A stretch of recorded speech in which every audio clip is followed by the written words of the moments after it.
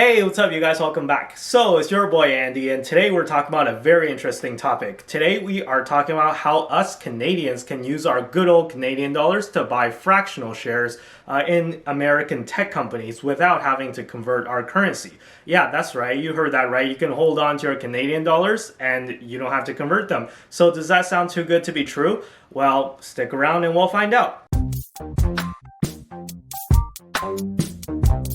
So today we're talking about CDRs, which stands for Canadian Depository Receipts. Now, a lot of you will be familiar with ADRs, which you guessed it means American Depository Receipts.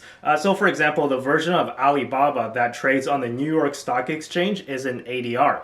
So an ADR refers to a negotiable certificate issued by a U.S. depository bank representing a specific number of shares, usually one share of a foreign company's stock. Wow, that was a mouthful. So what this means is usually that it's used by companies to represent Alibaba, for example, because Alibaba, in case you didn't know, is a Chinese company, and the Chinese government has rules against foreign ownership of Chinese companies. So what they do is that they set up a shell company in somewhere, let's say Cayman Islands, and issue shares to an American institution, and then the American institution will create these what are called receipts for every share that they have, and then these receipts are what's traded on the New York Stock Exchange.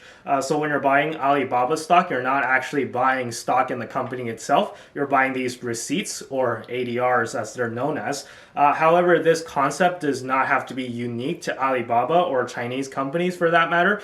So expanding on this concept, can you guess what a CDR is? Yeah, that's right. It's the same idea that's applied, but just for a Canadian market instead. So for example, a Canadian institution, in this case, I believe the sole institution that does this in Canada right now is CIBC, but I'm sure other companies will jump on board very soon. But in this case, CIBC buys shares of Apple, Google, Tesla, Amazon, all those favorite companies of ours, and then they use those companies, or they issue receipts against those companies, and it trades in Canada and it's denominated in Canadian dollars. So as of right now, these CDRs, as they're known, they're traded on the NEO exchange, which is another exchange here in Canada. It's like the TSX, but a lot smaller. And different platforms will display the info slightly differently, but I like using Yahoo Finance. And the stocks on the NEO exchange are denoted by the .NE. So it's just a regular stock ticker symbol, and then .NE. So for example, they only have a short list of supported stocks right now, but I'm sure they'll add more in the future. But they have all the important ones like Tesla and Amazon and Google.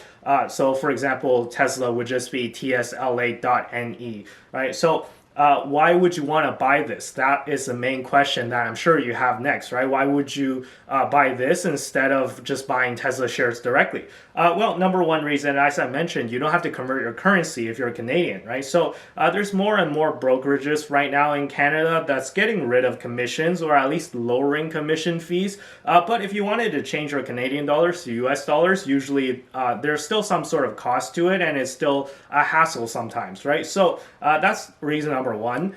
Reason number two is that fractional exposure that I was talking about. So most brokerages in Canada don't offer fractional shares yet, and each share of Amazon is worth over 3,000 US dollars last time I checked. So a lot of people will have a hard time buying even one share if you can't buy fractionally. However, if you buy the CDR version, it's about 20 Canadian dollars. Of course, in this case, you're not actually, it's not one-to-one with Amazon, right? Like you just spent $20, you're not going to get the equivalent of a full share of Amazon. You're going to get a fraction of a share of Amazon. You're going to get the fraction that 20 Canadian dollars would represent, right? So yeah, but it does allow you to buy into Amazon and gain exposure for as little as $20 at a time. But a couple of things you should note though if you're actually interested in investing in CDRs. Number one, for some odd reason, they're not available for purchase for US persons, and US persons meaning anyone with a US citizenship. So sorry, no dual citizens allowed, okay? I don't know why, don't blame the messenger, it's just some weird regulatory rule apparently. But yeah, if you're a US person, just use any US brokerage, and they're all commission free, and they all pretty much allow fractional shares at this point. Number two, keep in mind that these are currency hedged. meaning that they have some sort of mechanism in the back end to remove the performance of the USD versus CAD conversion from the price itself, meaning that if either CAD or USD skyrockets or crashes in value, it won't affect the performance of the CDR. So this makes it that the performance of the CDR is solely dependent on the underlying stock. And as to how exactly they achieve this, to be honest, I'm not quite sure either. I don't have experience in constructing these financial instruments. I just invest in them, okay? So the point is that you won't be gaining or losing money as a result of the currency fluctuations between USD and CAD. So they kind of try to remove that factor.